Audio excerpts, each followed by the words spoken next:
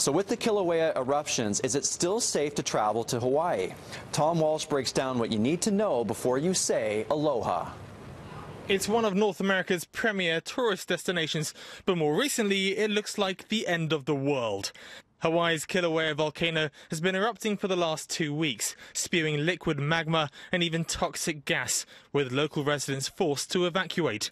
And with images like this, some tourists are beginning to rethink their travel plans.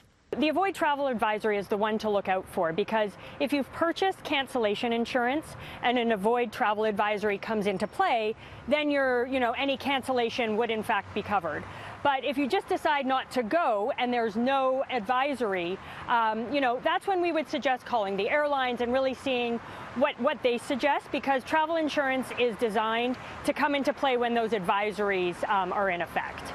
In a statement, the Hawaii Tourism Board has said there is absolutely no reason for visitors planning a trip to the Hawaiian Islands to change or alter their leisure or business travel plans. So far, the Canadian government has not issued a travel advisory for the US state, but with toxic gas beginning to leak from fissures in the ground, there are serious concerns for public health. There's really two things to worry about. One is the gas, sulfur dioxide. And that's really a lung irritant, so really we're primarily concerned about people with asthma.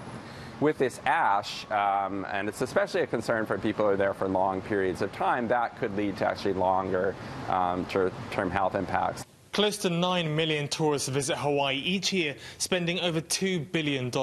Authorities on the island are stressing that the volcanic activity is happening here, well over 100 kilometers away from the main tourist areas of Maui and Oahu.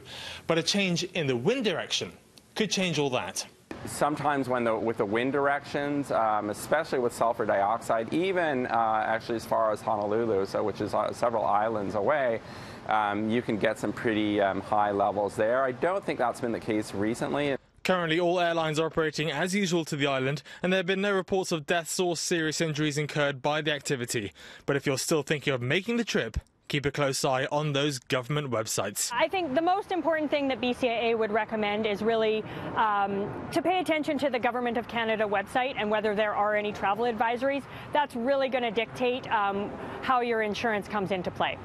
In Vancouver, Tom Walsh, City News.